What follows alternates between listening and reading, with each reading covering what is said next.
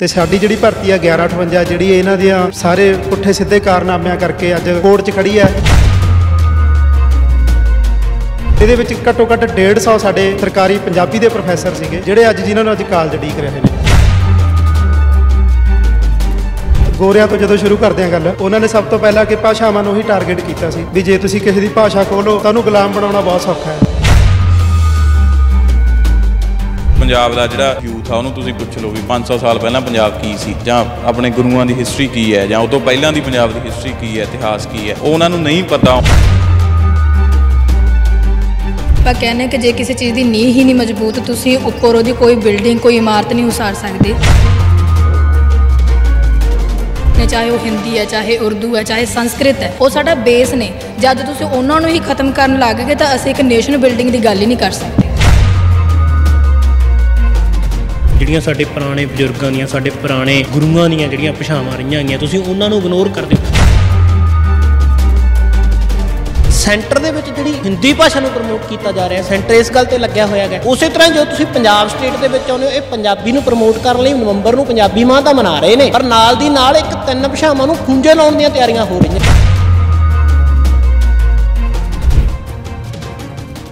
ਸਤਿ ਸ਼੍ਰੀ ਅਕਾਲ ਜੀ, ਮੈਂ ਇਮਤਿਆਜ਼ ਬਰਾੜ ਅਤੇ ਨੈਸ਼ਨਲ ਬੱਸ ਦੇ ਉੱਪਰ ਤੁਹਾਡਾ ਸਾਰਿਆਂ ਦਾ ਸਵਾਗਤ ਹੈ। ਅੱਜ ਅਸੀਂ ਖਾਸ ਤੌਰ ਤੇ ਜਿਹੜਾ ਦਿਹਾੜਾ ਮਨਾ ਰਹੇ ਹਾਂ ਉਹ ਪੰਜਾਬੀ ਦੇ ਨਾਲ ਖਾਸ ਤੌਰ ਤੇ ਜੁੜਿਆ ਹੋਇਆ ਹੈ ਅਤੇ ਇਸ ਦਿਹਾੜੇ ਦੀਆਂ ਖਾਸੀਅਤਾਂ ਤਾਂ ਬਹੁਤ ਨੇ ਤੇ ਮੁੱਖ ਮੰਤਰੀ ਭਗਵੰਤ ਮਾਨ ਜਿਹੜੇ ਹੈਗੇ ਨੇ ਉਸ ਨੂੰ ਤਰਜੀਹ ਵੀ ਦੇ ਰਹੇ ਨੇ, ਪਰ ਕਿਤੇ ਨਾ ਕਿਤੇ ਇੱਕ ਛੋਟੀ ਜਿਹੀ ਜਿਹੜੀ ਤਰਾਸਦੀ ਹੈ ਉਹ ਇਸ ਦੇ ਨਾਲ ਜੁੜੀ ਹੋਈ ਹੈ। ਹੁਣ ਇਹ ਛੋਟੀ ਹੈ ਜਾਂ ਵੱਡੀ ਹੈ ਉਹ ਵੀ ਆਪਾਂ ਗੱਲ ਕਰਾਂਗੇ, ਪਰ ਸਾਡੇ ਨਾਲ ਇਸ ਵਕਤ ਜਿਹੜੇ ਸਾਡੇ ਮਹਿਮਾਨ ਨੇ ਉਹ ਨੇ ਪ੍ਰੋਫੈਸਰ ਨੇ, ਲੈਕਚਰਾਰ ਨੇ, ਤੇ ਉਹਨਾਂ ਦੇ ਨਾਲ ਅਸੀਂ ਗੱਲਬਾਤ ਕਰਾਂਗੇ ਕਿ ਇਹਨਾਂ ਦੇ ਵੱਲੋਂ ਜਿਹੜਾ ਇਸ ਵਕਤ 1158 ਪ੍ਰੋਫੈਸਰਾਂ ਦਾ ਮੁੱਦਾ ਜਿਹੜਾ ਹੈਗਾ ਹੈ ਲਗਾਤਾਰ ਜਿਹੜਾ ਸਰਕੂਲੇਟ ਹੁੰਦਾ ਜਾ ਰਿਹਾ, ਤੁਸੀਂ ਅਖਬਾਰਾਂ ਦੇ ਵਿੱਚ ਪੜ੍ਹਿਆ ਹੋਣਾ ਜਾਂ ਵੀਡੀਓਜ਼ 'ਚ ਦੇਖਿਆ ਹੋਣਾ, ਤੇ ਕੀ ਮੁੱਦਾ ਹੈ ਪਹਿਲਾਂ ਤਾਂ ਆਪਾਂ ਉਹਨਾਂ ਦੀ ਜ਼ੁਬਾਨੀ ਹੀ ਜਾਣਨਾ ਚਾਹਾਂਗੇ। ਸਤਿ ਸ਼੍ਰੀ ਅਕਾਲ ਜੀ, ਪਹਿਲਾਂ ਤਾਂ ਤੁਹਾਡਾ ਸਾਰਿਆਂ ਦਾ ਸਵਾਗਤ ਹੈ। ਬਹੁਤ ਬਹੁਤ ਧੰਨਵਾਦ ਜੀ, ਸਾਰਿਆਂ ਨੂੰ ਸਤਿ ਸ਼੍ਰੀ ਅਕਾਲ ਹੈ। ਜਿਹੜੀ ਮਾਨ ਸਰਕਾਰ ਆ ਉਹ ਪੰਜਾਬੀ ਭਾਸ਼ਾ ਦੇ ਨਾਂ 'ਤੇ ਇੱਕ ਪੂਰਾ ਜਿਹੜਾ ਨਵੰਬਰ ਦਾ ਮਹੀਨਾ ਪੰਜਾਬੀ ਮਾਹ ਮਨਾਉਣ ਜਾ ਰਹੀ ਹੈ, ਪਰ ਪੰਜਾਬ ਦੇ ਜਿਹੜੇ ਸਰਕਾਰੀ ਕਾਲਜ ਨੇ ਉਹਨਾਂ 'ਚੋਂ ਪਰਸੋਂ ਹੀ ਇਹਨਾਂ ਨੇ ਰੈਸ਼ਨਲਾਈਜੇਸ਼ਨ ਦੇ ਨਾਂ ਦੇ ਉੱਤੇ ਭਾਸ਼ਾਵਾਂ ਦੀਆਂ 27 ਪੋਸਟਾਂ ਖਤਮ ਕਰੀਆਂ ਨੇ,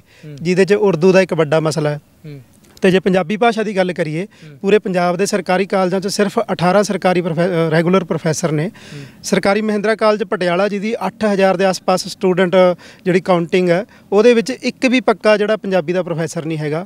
ਤੇ ਸਾਡੀ ਜਿਹੜੀ ਭਰਤੀ ਆ 1158 ਜਿਹੜੀ ਇਹਨਾਂ ਦੀਆਂ ਸਾਰੇ ਪੁੱਠੇ ਸਿੱਧੇ ਕਾਰਨਾਮਿਆਂ ਕਰਕੇ ਅੱਜ ਕੋਰਟ 'ਚ ਖੜੀ ਹੈ। ਇਹਦੇ ਵਿੱਚ ਘੱਟੋ ਘੱਟ 150 ਸਾਡੇ ਸਰਕਾਰੀ ਪੰਜਾਬੀ ਦੇ ਪ੍ਰੋਫੈਸਰ ਸੀਗੇ ਜਿਹੜੇ ਅੱਜ ਜਿਨ੍ਹਾਂ ਨੂੰ ਅੱਜ ਕਾਲਜ ਉਡੀਕ ਰਹੇ ਨੇ। ਇਸ ਦਰਮਿਆਨ ਗੱਲ ਤੁਸੀਂ ਕੀਤੀ ਹੈ ਜਿਹੜੀ ਭਾਸ਼ਾਵਾਂ ਜਿਹੜੀਆਂ ਹੈਗੀਆਂ ਨੇ ਉਹਨਾਂ ਨੂੰ ਨਜ਼ਰ ਅੰਦਾਜ਼ ਕੀਤਾ ਜਾ ਰਿਹਾ ਜਾਂ ਫਿਰ ਬੰਦ ਹੋਣ ਦੀ ਕਗਾਰ ਤੇ ਨੇ। ਉਰਦੂ ਤੇ ਸੰਸਕ੍ਰਿਤ ਦਾ ਜ਼ਿਕਰ ਕੀਤਾ ਤੁਸੀਂ, ਤਾਂ ਇਹਨਾਂ ਨੂੰ ਬੰਦ ਕਰਨ ਦਾ ਕਾਰਨ ਕੀ ਲੱਗ ਰਿਹਾ ਹੈ? ਮੈਨੂੰ ਇਹ ਲੱਗਦਾ ਹੁੰਦਾ ਜੀ, ਜਿਵੇਂ ਆਪਾਂ ਗੋਰਿਆਂ ਤੋਂ ਜਦੋਂ ਸ਼ੁਰੂ ਕਰਦੇ ਹਾਂ ਗੱਲ, ਉਹਨਾਂ ਨੇ ਸਭ ਤੋਂ ਪਹਿਲਾਂ ਕਿ ਭਾਸ਼ਾਵਾਂ ਨੂੰ ਹੀ ਟਾਰਗੇਟ ਕੀਤਾ ਸੀ ਵੀ ਜੇ ਤੁਸੀਂ ਕਿਸੇ ਦੀ ਭਾਸ਼ਾ ਖੋਲੋ ਤਾਂ ਉਹਨੂੰ ਗੁਲਾਮ ਬਣਾਉਣਾ ਬਹੁਤ ਸੌਖਾ ਹੈ। ਤਾਂ ਕਿਤੇ ਨਾ ਕਿਤੇ ਇਹ ਸਰਕਾਰਾਂ ਵੀ ਉਸੇ ਰਣਨੀਤੀਆਂ ਨੂੰ, ਉਸੇ ਹੀ ਚਾਲਾਂ ਨੂੰ ਤਰਜੀਹ ਦਿੰਦੀਆਂ ਨੇ। ਜਿਵੇਂ ਜਦੋਂ ਦੀ ਸੈਂਟਰ ਦੇ ਵਿੱਚ ਮੋਦੀ ਸਰਕਾਰ ਆਈ ਆ, ਉਹਨੇ ਇੱਕ ਹਿੰਦੀ ਵਾਲਾ ਜਿਹੜਾ ਥੋਪਣ ਦਾ ਵਰਤਾਰਾ ਲਗਾਤਾਰ ਜਾਰੀ ਰੱਖਿਆ, ਖੇਤਰੀ ਭਾਸ਼ਾਵਾਂ ਖਤਮ ਕਰਕੇ ਉਹਨਾਂ ਦੀ ਥਾਂ ਹਿੰਦੀ ਥੋਪੋ। ਤਾਂ ਉਸੇ ਤਰ੍ਹਾਂ ਸ਼ਾਇਦ ਪੰਜਾਬ ਸਰਕਾਰ ਵੀ ਕੁਛ ਇਸ ਤਰ੍ਹਾਂ ਦੇ ਮਨਸੂਬਿਆਂ ਨਾਲ ਹੀ ਅੱਗੇ ਕੰਮ ਕਰ ਰਹੀ ਹੈ ਵੀ ਜਿਹੜੇ ਇੱਥੇ ਸਰਕਾਰੀ ਕਾਲਜਾਂ ਦੇ ਵਿੱਚ ਜਾਂ ਸਕੂਲਾਂ ਦੇ ਵਿੱਚ ਭਾਸ਼ਾਵਾਂ ਦਾ ਘਾਣ ਕਿਵੇਂ ਕਰਿਆ ਜਾਵੇ। ਜਦੋਂ ਕੋਈ ਭਾਸ਼ਾ ਖਤਮ ਹੁੰਦੀ ਆ ਜਾਂ ਤੁਸੀਂ ਆਉਣ ਵਾਲੀ ਜਿਹੜੀ ਨਵੀਂ ਜਨਰੇਸ਼ਨ ਆ ਉਹਨੂੰ ਆਪਣੀਆਂ ਪੁਰਾਣੀਆਂ ਭਾਸ਼ਾਵਾਂ ਨਾਲ ਜੋੜਦੇ ਨਹੀਂ ਹੈਗੇ, ਉਹਨਾਂ ਨੂੰ ਸਿਖਾਉਂਦੇ ਨਹੀਂ, ਉਹ ਉਹਨਾਂ ਦੀ ਵਰਨਮਾਲਾ ਨਹੀਂ ਸਿੱਖਦੇ, ਉਹ ਉਹਨੂੰ ਪੜ੍ਹਨਾ ਨਹੀਂ ਸਿੱਖਦੇ, ਤਾਂ ਉਹ ਇਤਿਹਾਸ ਕਿਵੇਂ ਪੜ੍ਹਨਗੇ? ਮਤਲਬ ਇਹ ਸਭ ਤੋਂ ਵੱਡਾ ਖਦਸ਼ਾ ਹੈ। ਈਵਨ ਪੰਜਾਬ 'ਚ ਵੀ ਇਹ ਬਹੁਤ ਵੱਡੀ ਤਰਾਸਦੀ ਆ ਆਪਣੀ।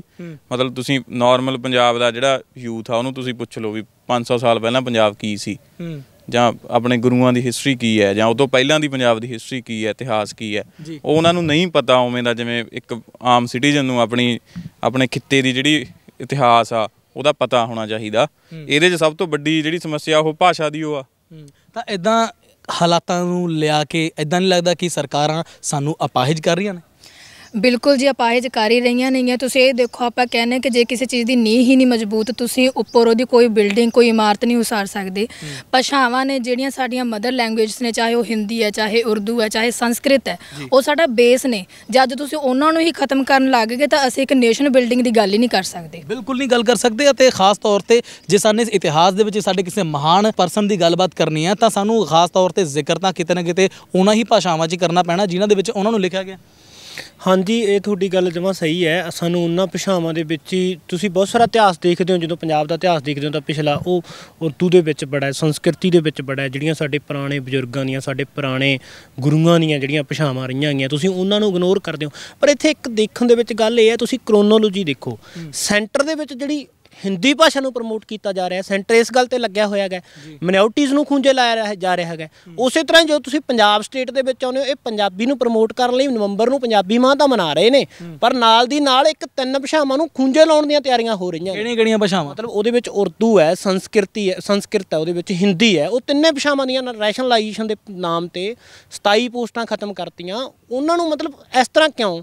ਮਤਲਬ ਤੁਸੀਂ ਪੰਜਾਬੀ ਨੂੰ ਪ੍ਰਮੋਟ ਕਰਨਾ ਚਾਹੁੰਦੇ ਹੋ, ਉਹਨਾਂ ਨਾਲ ਵਿਤਕਰਾ ਕਿਉਂ ਕੀਤਾ ਜਾ ਰਿਹਾ ਹੈਗਾ? ਇੱਥੇ ਹੁਣ ਇਸ ਸਾਰੀ ਦੀ ਸਾਰੀ ਗੱਲਬਾਤ ਦੇ ਵਿੱਚ ਜੇ ਦੇਖਿਆ ਜਾਵੇ ਤਾਂ ਆਉਣ ਵਾਲੇ ਵਕਤ ਦੇ ਵਿੱਚ ਅਸੀਂ ਕੀ ਦੇਖਾਂਗੇ ਕਿ ਇਹਨਾਂ ਦੇ ਜਿਹੜੇ ਟੀਚਰ ਨੇ ਜਾਂ ਫਿਰ ਜਿਨ੍ਹਾਂ ਨੇ ਖਾਸ ਤੌਰ ਤੇ 10 ਸਾਲ 5 ਸਾਲ 4 ਸਾਲ ਹੁਣ ਤੱਕ ਪੜ੍ਹਾਇਆ ਜਾਂ ਫਿਰ ਪੜ੍ਹਾ ਰਹੇ ਨੇ ਜਾਂ ਫਿਰ ਆਉਣ ਵਾਲੇ ਵਕਤ ਦੇ ਵਿੱਚ ਮਾਸਟਰਸ ਵੀ ਕਰ ਰਹੇ ਨੇ, ਉਹਨਾਂ ਦਾ ਫਿਊਚਰ ਕੀ ਹੋਊਗਾ? ਦੇਖੋ ਜੀ, ਭਾਸ਼ਾ ਕੀ ਹੁੰਦੀ ਹੈ ਨਾ, ਭਾਸ਼ਾ ਇੱਕ ਹਥਿਆਰ ਹੁੰਦੀ ਹੈ ਹਰੇਕ ਬੰਦੇ ਲਈ, ਹੈ ਨਾ। ਆਪਾਂ ਆਪਣਾ ਸਮਾਜ ਨੂੰ ਚੰਗਾ ਬਣਾਉਣਾ, ਅੱਗੇ ਨੂੰ ਬਦਲਣਾ, ਸੋਹਣੀ ਚੀਜ਼ਾਂ ਸਮਾਜ 'ਚ ਕਰਨੀਆਂ ਨੇ। ਉਹਦੇ ਲਈ ਭਾਸ਼ਾ ਕੀ ਆ? ਜੇ ਮਨੁੱਖ ਆ ਨਾ, ਮਨੁੱਖ ਕੀ ਕਰਦਾ, ਜਿਹੜੇ ਵੀ ਆਪਣੇ ਪਲਾਨ ਬਣਾਉਂਦਾ, ਕੁਛ ਵੀ ਕਰਦਾ ਸਮਾਜ ਲਈ ਚੰਗਾ ਕਰਨ ਲਈ, ਉਹਦੇ ਲਈ ਭਾਸ਼ਾ ਹੋਣੀ ਬਹੁਤ ਜ਼ਰੂਰੀ ਆ। ਤਾਂ ਜਿੰਨੀਆਂ ਵੱਧ ਭਾਸ਼ਾਵਾਂ ਸਾਡੇ ਕੋਲ ਹੋਣਗੀਆਂ, ਉਨੇ ਵੱਧ ਅਸੀਂ ਚੰਗੀ ਤਰ੍ਹਾਂ ਚੀਜ਼ਾਂ ਨਾਲ ਸਿੱਖ ਸਕਦੇ ਹਾਂ, ਚੀਜ਼ਾਂ ਨੂੰ ਵਧੀਆ ਬਦਲ ਸਕਦੇ ਹਾਂ। ਪਰ ਜੇ ਹੁਣ ਆਪਾਂ ਲਈਏ ਕਿ ਇਹਨਾਂ ਹੀ ਭਾਸ਼ਾਵਾਂ, ਤੁਹਾਡੇ ਵਿੱਚ ਵੀ ਬਹੁਤ ਸਾਰੇ ਲੋਕ ਹੋਣਗੇ ਜਿਨ੍ਹਾਂ ਨੇ ਸੰਸਕ੍ਰਿਤ ਦੀ ਕੀਤੀ ਹੋਣੀ ਹੈ ਐਜੂਕੇਸ਼ਨ ਹੁਣ ਤੱਕ 2 ਸਾਲ 4 ਸਾਲ, ਜਾਂ ਉਰਦੂ ਦੀ ਵੀ ਕੀਤੀ ਹੋਣੀ ਹੈ, ਪੰਜਾਬੀ ਦੀ ਵੀ ਕੀਤੀ ਹੋਣੀ ਹੈ। ਜੇ ਇਹਨਾਂ ਭਾਸ਼ਾਵਾਂ ਨੂੰ ਹੀ ਖਤਮ ਕਰ ਦਿੱਤਾ ਜਾਊਗਾ ਜਾਂ ਪੜ੍ਹਾਉਣਾ ਬੰਦ ਕਰ ਦਿੱਤਾ ਜਾਊਗਾ ਤਾਂ ਉਹ ਕਿੱਥੇ ਜਾਣਗੇ? ਸਰ, ਇਹ ਤਾਂ ਤੁਸੀਂ ਦੇਖ ਹੀ ਰਹੇ ਹੋ ਵੀ ਭਾਸ਼ਾ ਕਿਸੇ ਵੀ ਸੁਸਾਇਟੀ ਦੀ ਕਨੈਕਟੀਵਿਟੀ ਹੁੰਦੀ ਹੈ। ਭਾਸ਼ਾ ਉਹਦਾ ਰਾਹ ਹੁੰਦੀ ਹੈ, ਇੱਕ ਮਤਲਬ ਸੁਸਾਇਟੀ ਦੀ ਕਨੈਕਟੀਵਿਟੀ ਨੂੰ। ਇਹਦੇ ਵਿੱਚ ਪਹਿਲਾਂ ਹੀ ਤੁਸੀਂ ਦੇਖੋਗੇ, ਜਦੋਂ ਸੰਸਕ੍ਰਿਤ ਦੀਆਂ ਦੇਖੋਗੇ ਜਾਂ ਤੁਸੀਂ ਹਿੰਦੀ ਦੀਆਂ ਦੇਖੋਗੇ, ਪਹਿਲਾਂ ਹੀ ਸਰਕਾਰੀ ਕਾਲਜ ਦੇ ਵਿੱਚ ਬਹੁਤ ਥੋੜ੍ਹੀਆਂ ਪੋਸਟਾਂ ਹੈਗੀਆਂ, ਅਤੇ ਉਹਨਾਂ ਨੂੰ ਵੀ ਜਦੋਂ ਖਤਮ ਕੀਤਾ ਜਾ ਰਿਹਾ ਹੈਗਾ, ਉਹਨਾਂ ਲੋਕਾਂ ਨਾਲ ਦੇਖੋ ਕਿੱਡਾ ਵੱਡਾ ਧੱਕਾ ਹੈਗਾ ਜਿਹੜੇ ਇਸ ਫੀਲਡ ਦੇ ਵਿੱਚ ਕੰਮ ਕਰ ਰਹੇ ਆ ਜਾਂ ਇਸ ਫੀਲਡ ਦੇ ਵਿੱਚ ਆਪਣਾ ਨਾਮ ਬਣਾਉਣਾ ਚਾਹੁੰਦੇ ਆ ਜਾਂ ਇਸ ਸੈਕਟਰ ਦੇ ਵਿੱਚ ਆ ਕੇ ਅੱਗੇ ਕੰਮ ਕਰਨਾ ਚਾਹੁੰਦੇ ਆ। ਉਹ ਕਿੱਧਰ ਜਾਣਗੇ? ਉਹਨਾਂ ਲਈ ਕੀ ਮਤਲਬ, ਉਹਨਾਂ ਲਈ ਆਪਸ਼ਨਾਂ ਦੱਸਦੇ ਸਰਕਾਰ ਕੀ ਹੈ? ਮਤਲਬ ਜਾਂ ਸਾਫ਼-ਸਾਫ਼ ਇਹ ਕਹਿ ਰਹੀ ਹੈ ਵੀ ਤੁਸੀਂ ਸੰਸਕ੍ਰਿਤ ਨੂੰ ਛੱਡੋ। ਦੁਬਾਰਾ ਉਸੇ ਮੁੱਦੇ 'ਤੇ ਆਊਂਗਾ। ਇਹ ਤਾਂ ਖੈਰ ਆਪਾਂ ਗੱਲ ਖਾਸ ਤੌਰ 'ਤੇ ਭਾਸ਼ਾ ਦੇ ਬਾਰੇ ਵਿੱਚ ਇਸ ਕਰਕੇ ਕੀਤੀ ਕਿਉਂਕਿ ਭਗਵੰਤ ਮਾਨ ਦੀ ਸਰਕਾਰ ਦੇ ਵੱਲੋਂ ਇਹ ਜਿਹੜਾ ਮਹੀਨਾ ਹੈ ਨਵੰਬਰ ਦਾ, ਇਹ ਮਨਾਇਆ ਜਾ ਰਿਹਾ ਹੈ ਪੰਜਾਬੀ ਮਾਂ ਬੋਲੀ ਦੇ ਨਾਮ ਦੇ ਉੱਪਰ। ਚਲੋ, ਬਹੁਤ ਵਧੀਆ ਗੱਲ ਹੈ ਕਿ ਪੰਜਾਬੀਅਤ ਨੂੰ ਤੇ ਪੰਜਾਬੀ ਨੂੰ ਅਸੀਂ ਪ੍ਰਮੋਟ ਕਰਨ ਦੇ ਵਾਸਤੇ ਕੋਸ਼ਿਸ਼ ਕਰ ਰਹੇ ਹਾਂ ਤੇ ਕਰਨੀ ਵੀ ਚਾਹੀਦੀ ਹੈ। ਪਰ ਇਸ ਦੇ ਨਾਲ ਹੀ ਹੁਣ ਜਿਹੜਾ ਮਸਲਾ ਹੈਗਾ, ਇਹ ਖਾਸ ਤੌਰ 'ਤੇ ਜਿਹੜਾ ਇਸ ਵਕਤ ਆਪਾਂ ਜਿਹਦੇ ਬਾਰੇ 'ਚ ਆਪਾਂ ਇਸ ਵਕਤ ਖੜ੍ਹੇ ਹਾਂ ਤੇ ਗੱਲ ਕਰ ਰਹੇ ਹਾਂ, ਉਸ ਮਸਲੇ ਦੇ ਬਾਰੇ ਵਿੱਚ ਦੱਸੋ ਜੀ। 1158 ਸਹਾਇਕ ਪ੍ਰੋਫੈਸਰਾਂ ਦੇ ਵਿੱਚ ਆਉਂਦੇ ਅਸੀਂ। ਸਾਡੀ ਜਿਹੜੀ ਦਸੰਬਰ ਦੇ ਮਹੀਨੇ ਸਾਡੀ ਜੁਆਇਨਿੰਗ ਹੋਈਆਂ ਸੀ ਕਾਲਜਾਂ ਦੇ ਵਿੱਚ। ਪਿਛਲੀ ਜਿਹੜੀ ਬੀਤੇ ਵੇਲੇ 'ਚ ਕਾਂਗਰਸ ਸਰਕਾਰ ਸੀ, ਉਹਨੇ ਭਰਤੀ ਕੱਢੀ, ਉਹਨਾਂ ਨੇ ਇਹਦਾ ਜਿਹੜਾ ਨੋਟੀਫਿਕੇਸ਼ਨ ਅਕਤੂਬਰ 'ਚ ਜਾਰੀ ਕਰਿਆ ਸੀਗਾ ਤੇ ਦਸੰਬਰ ਦੇ ਵਿੱਚ ਲਗਭਗ 607 ਜਿਹੜੇ ਸਾਡੇ ਕੈਂਡੀਡੇਟ ਨੇ ਔਨ ਮੈਰਿਟ ਆਪਣੀਆਂ ਜਿਹੜੇ ਪੇਪਰਾਂ 'ਚ ਅਪੀਅਰ ਹੁੰਦੇ ਨੇ, ਆਪਣੇ ਮੈਰਿਟਾਂ 'ਚ ਆਉਂਦੇ ਨੇ, ਉਹ ਇਹਦੇ ਵਿੱਚ ਸਿਲੈਕਟ ਹੁੰਦੇ ਨੇ ਤੇ 607 ਕੈਂਡੀਡੇਟ ਨੂੰ ਜੁਆਇਨਿੰਗ ਲੈਟਰ ਮਿਲਦਾ। ਉਸ ਤੋਂ ਬਾਅਦ ਜਿਹੜੇ ਸਾਡੇ ਭਾਸ਼ਾਵਾਂ ਦੇ ਕੈਂਡੀਡੇਟ ਨੇ, ਪੰਜਾਬੀ, ਹਿੰਦੀ, ਅੰਗਰੇਜ਼ੀ, ਉਹਨਾਂ ਦੀਆਂ ਲਿਸਟਾਂ ਇੱਕ ਵਾਰ ਅਪਲੋਡ ਕਰਕੇ ਡਿਲੀਟ ਕਰ ਦਿੱਤੀਆਂ ਜਾਂਦੀਆਂ ਨੇ। ਤੇ ਇਸ ਸਾਰੇ ਮਾਮਲੇ ਦੇ ਵਿੱਚ ਸਰਕਾਰੀ ਮਹਿਕਮਿਆਂ ਦੀਆਂ, ਸਰਕਾਰੀ ਵਕੀਲਾਂ ਦੀਆਂ ਗਲਤ ਇਨਫੋਰਮੇਸ਼ਨਾਂ ਕਰਕੇ ਜੱਜ ਸਾਹਿਬ ਇਸ ਪੂਰੇ ਰਿਕਾਰਡ ਨੂੰ ਸੀਲ ਕਰ ਦਿੰਦੇ ਨੇ। 23 ਦਸੰਬਰ ਦੀ ਸ਼ਾਮ ਨੂੰ ਜੱਜ ਸਾਹਿਬ ਦਾ ਬਿਆਨ ਆ ਜਾਂਦਾ ਹੈ ਤੇ ਉਹ ਐਡਾ ਮਤਲਬ ਇੰਨੀ ਅਣਗਹਿਲੀ ਹੁੰਦੀ ਹੈ ਸਰਕਾਰੀ ਵਕੀਲਾਂ ਦੁਆਰਾ। ਜਿਵੇਂ ਜੱਜ ਸਾਹਿਬ ਦੁਆਰਾ ਪੁੱਛਿਆ ਜਾਂਦਾ ਵੀ ਤੁਸੀਂ ਕਰ ਕੀ ਰਹੇ ਹੋ? ਸਟੇਸ਼ਨ ਦਿੱਤੇ ਜਾ ਰਹੇ ਸੀਗੇ, ਵਕੀਲ ਨੂੰ ਇਹ ਨਹੀਂ ਪਤਾ ਸੀ ਵੀ ਸਟੇਸ਼ਨ ਦਿੱਤੇ ਜਾ ਰਹੇ ਨੇ। ਵਕੀਲ ਉੱਥੇ ਕਹਿੰਦਾ ਵੀ ਜੀ ਅਸੀਂ ਤਾਂ ਵਿਦਆਊਟ ਪੇ ਜੁਆਇਨਿੰਗਾਂ ਕਰ ਰਹੇ ਹਾਂ। ਜੱਜ ਸਾਹਿਬ ਇਹਦੇ ਤੇ ਭੜਕ ਜਾਂਦੇ ਨੇ ਵੀ ਇਹਦਾ ਮਤਲਬ ਕੀ ਹੈ, ਵਿਦਆਊਟ ਪੇ ਜੁਆਇਨਿੰਗਾਂ ਕਰ ਰਹੇ ਹੋ, ਤੁਸੀਂ ਕੈਂਡੀਡੇਟ ਨਾਲ ਖਿਲਵਾੜ ਕਰ ਰਹੇ ਹੋ, ਉਹ ਰਿਕਾਰਡ ਸੀਲ ਕਰ ਦਿੰਦੇ ਨੇ। ਇੱਕ ਵਕੀਲ ਦੀ ਗਲਤ ਜਾਣਕਾਰੀ ਨਾਲ, ਸਰਕਾਰੀ ਵਕੀਲ ਦੀ, ਸਾਰਾ ਰਿਕਾਰਡ ਸੀਲ ਹੋ ਜਾਂਦਾ, ਭਰਤੀ ਠੱਪ ਹੋ ਜਾਂਦਾ। ਕਦੋਂ ਦੀ ਗੱਲ ਹੈ ਇਹ 23 ਦਸੰਬਰ ਦੀ ਸ਼ਾਮ ਦੀ ਗੱਲ ਹੈ। 23 ਦਸੰਬਰ 2021। ਅਸੀਂ ਆਪਣਾ ਮੋਹਾਲੀ ਸੀਗੇ 6 ਫੇਜ਼ ਸਰਕਾਰੀ ਕਾਲਜ ਵਿੱਚ, ਉੱਥੇ ਸਾਨੂੰ ਸਟੇਸ਼ਨ ਵੰਡੇ ਜਾ ਰਹੇ ਸੀ। ਵਕੀਲ ਸਾਹਿਬ ਕੌਣ ਸੀਗੇ? ਸਾਡੇ ਤਾਂ ਉਦੋਂ ਜੀ ਕੋਈ ਵਕੀਲ ਨਹੀਂ ਸੀ, ਅਸੀਂ ਤਾਂ ਕੈਂਡੀਡੇਟ ਸਰਕਾਰੀ ਵਕੀਲ ਸੀਗੇ। ਉਹਨਾਂ ਦਾ ਪਤਾ ਉਹਨਾਂ ਬਾਰੇ? ਡਬਲ ਏਜੀ ਨੇ ਜੀ, ਚਰਨਜੀਤ ਸਿੰਘ, ਜਿਹੜੀ ਪਿਛਲੀ ਗਵਰਨਮੈਂਟ ਦੇ ਵਿੱਚ ਡਬਲ ਏਜੀ ਸੀਗੇ ਪੰਜਾਬ ਦੇ, ਮਤਲਬ ਏਜੀ ਡਿਪਾਰਟਮੈਂਟ ਦੇ। ਉਹਨਾਂ ਨੇ ਮਤਲਬ ਜੱਜ ਸਾਹਿਬ ਨੇ, ਕਿਉਂਕਿ 3 ਤਰੀਕ ਨੂੰ ਜਦੋਂ ਮਸਲਾ ਸਟੇ ਹੋ ਜਾਂਦਾ ਹੈ, ਉਸ ਤੋਂ ਬਾਅਦ ਨਵੀਂ ਅਪੁਆਇੰਟਮੈਂਟ ਤੇ ਫਰੈਸ਼ ਅਪੁਆਇੰਟਮੈਂਟ ਤੇ ਰੋਕ ਸੀਗੀ। ਉਸ ਤੋਂ ਬਾਅਦ ਉਸ ਤੋਂ ਬਾਅਦ ਇੱਕ ਹੀਅਰਿੰਗ ਹੋਰ ਹੁੰਦੀ ਆ, ਉੱਥੇ ਸਾਰੇ ਵਕੀਲਾਂ ਵੱਲੋਂ ਇਹ ਇੰਟਰਪ੍ਰੀਟ ਕੀਤਾ ਗਿਆ ਵੀ ਜਿਹੜੀ ਨਵੀਆਂ ਫਰੈਸ਼ ਅਪੁਆਇੰਟਮੈਂਟਸ ਨੇ ਉਹਨਾਂ ਤੇ ਰੋਕ ਹੈ, ਬਟ ਤੁਸੀਂ ਜਿਹੜੇ ਆਲਰੇਡੀ ਜੁਆਇਨ ਕਰ ਚੁੱਕੇ ਕੈਂਡੀਡੇਟ ਨੇ ਉਹਨਾਂ ਨੂੰ ਸਟੇਸ਼ਨ ਦੇ ਸਕਦੇ ਹੋ। ਉੱਥੇ ਸਟੇਸ਼ਨ ਦੇਣੇ ਸ਼ੁਰੂ ਕਰਤੇ। ਜੱਜ ਸਾਹਿਬ ਨੇ ਜਦੋਂ ਉਸ ਦਿਨ ਹੀਅਰਿੰਗ ਸੀਗੀ 23 ਦਸੰਬਰ ਨੂੰ 24 ਦਸੰਬਰ ਨੂੰ ਉੱਥੇ ਕਹਿਣਾ ਤਾਂ ਇਹ ਬਣਦਾ ਸੀਗਾ ਵੀ ਜਿਹੜੀਆਂ ਸਾਡੀਆਂ ਪਿਛਲੀਆਂ ਅਪਾਇੰਟਮੈਂਟਾਂ ਹੋ ਚੁੱਕੀਆਂ ਸੀ ਉਹਨਾਂ ਨੂੰ ਪੋਸਟਿੰਗ ਆਰਡਰ ਦਿੱਤੇ ਜਾ ਰਹੇ ਨੇ। ਉਹਨਾਂ ਨੇ ਇਹ ਕਹਿਣ ਦੀ ਬਜਾਏ ਉੱਥੇ ਇਹ ਕਿਹਾ ਵੀ ਸਾਡੇ ਜਿਹੜੇ ਕੈਂਡੀਡੇਟਾਂ ਨੂੰ ਸਟੇਸ਼ਨਾਂ 'ਤੇ ਭੇਜ ਰਹੇ ਆ ਉਹ ਵਿਦਆਊਟ ਪੇ ਭੇਜ ਰਹੇ ਆ। ਪਰ ਇਸ ਤਰ੍ਹਾਂ ਕਹਿਣ ਦਾ ਕਾਰਨ ਬਣਦਾ ਕੀ ਹੈ? ਜੇ ਇਸ ਤਰ੍ਹਾਂ ਕਿਹਾ ਜਾਂਦਾ, ਚਲੋ ਮੈਂ ਹੁਣ ਇੱਧਰ ਤੁਹਾਡੇ ਕੋਲ ਵੀ ਆਵਾਂਗਾ, ਕਿ ਇਸ ਤਰ੍ਹਾਂ ਕਿਹਾ ਜਾਂਦਾ ਕਿ ਅਸੀਂ ਵਿਦਆਊਟ ਪੇ ਜਿਹੜੇ ਹੈਗੇ ਉਹਨਾਂ ਨੂੰ ਲੈ ਕੇ ਆ ਰਹੇ ਹਾਂ ਜਾਂ ਫਿਰ ਅਪਾਇੰਟ ਕਰਵਾ ਰਹੇ ਹਾਂ, ਕਿਉਂ? ਕੋਈ ਮੁਫਤ ਦੇ ਵਿੱਚ ਕਿਉਂ ਪੜ੍ਹਾਊਗਾ ਜਾਂ ਕੋਈ ਮੁਫਤ ਵਿੱਚ ਕੰਮ ਕਿਉਂ ਕਰੂਗਾ? ਮੁਫਤ ਦੀ ਗੱਲ ਤਾਂ ਇੱਕ ਪਾਸੇ ਰਹੀ ਜੀ, ਮੇਨਲੀ ਇਹ ਹੈ ਕਿ ਵਕੀਲਾਂ ਦੀ ਅਣਗਹਿਲੀ ਹੈ ਜੀ, ਵਕੀਲਾਂ ਦੀ ਤੇ ਸਰਕਾਰਾਂ ਦੀਆਂ ਜਿਹੜੀਆਂ ਵਿਲਿੰਗਨੈਸ ਆ ਉਹਦੀ ਕਮੀ ਹੈ ਕਿ ਉਹ ਸਰਕਾਰਾਂ ਦੇ ਦੇਖੋ ਇੱਕ ਚੋਣਾਂ ਦਾ ਤੁਸੀਂ ਲਾ ਲਓ, ਕੁਛ ਵੀ ਲਾ ਲਓ, ਕਿ ਉਹ ਸਿਰਫ ਇੱਕ ਉਹਨਾਂ ਨੇ ਵੋਟ ਬੈਂਕ ਕ੍ਰੀਏਟ ਕਰਨ ਵਾਸਤੇ ਸਾਰੀਆਂ ਚੀਜ਼ਾਂ ਕ੍ਰੀਏਟ ਕੀਤੀਆਂ ਨੇ। ਉਹਦੇ ਵਿੱਚ ਆਮ ਨਾਗਰਿਕ ਸਾਡੇ ਵਰਗੇ ਪੜ੍ਹੇ ਲਿਖੇ ਨੌਜਵਾਨ ਇਸ ਚੀਜ਼ 'ਚ ਜੂਝ ਰਹੇ ਨੇ, ਇਹਦੇ ਵਿੱਚ ਸਰਕਾਰਾਂ ਨੂੰ ਵੀ ਕੋਈ ਫਰਕ ਨਹੀਂ ਪੈਂਦਾ। ਤੇ ਤੁਸੀਂ ਜ਼ਿਕਰ ਕੀਤਾ ਦਸੰਬਰ, ਕਿੰਨੀ ਦਸੰਬਰ ਸੀ ਉਹ? 24 ਦਸੰਬਰ 2021। ਤਾਂ 24 ਦਸੰਬਰ 2021 ਦੇ ਵਕਤ ਦੇ ਵਿੱਚ ਚਰਨਜੀਤ ਸਿੰਘ ਚੰਨੀ ਸੀਗੇ ਆਪਣੇ ਪੰਜਾਬ ਦੇ ਸੀਐਮ ਸਾਹਿਬ, ਤੇ ਉਹਨਾਂ ਦੇ ਧਿਆਨ ਦੇ ਵਿੱਚ ਕਦੇ ਲਿਆਉਣ ਦੀ ਕਦੇ ਕੋਸ਼ਿਸ਼ ਨਹੀਂ ਕੀਤੀ ਤੁਸੀਂ? ਉਹਨਾਂ ਦੇ ਧਿਆਨ ਵਿੱਚ ਲਿਆਂਦੀ ਗਈ ਹੈ ਜੀ, ਬਕਾਇਦਾ ਉਹਨਾਂ ਦੇ ਸਾਹਮਣੇ ਸਾਰੀਆਂ ਚੀਜ਼ਾਂ ਹੋਈਆਂ ਨੇ ਕਿ ਹਾਂ ਕੇਸ ਲੱਗੇ ਹੋਏ ਨੇ, ਰਿਟਾਂ ਪੈ ਰਹੀਆਂ ਨੇਗੀਆਂ, ਉਹਨਾਂ ਨੇ ਪ੍ਰੋਪਰ ਉਸ ਚੀਜ਼ ਦੀ ਵਕਾਲਤ ਨਹੀਂ ਕਰਵਾਈ, ਉਹਨਾਂ ਦੀ ਪੈਰਵਾਈ ਨਹੀਂ ਹੋਈ ਸਾਡੇ ਤੋਂ, ਉਹਨਾਂ ਨੇ ਪ੍ਰੋਪਰ ਨਹੀਂ ਕੀਤੀ।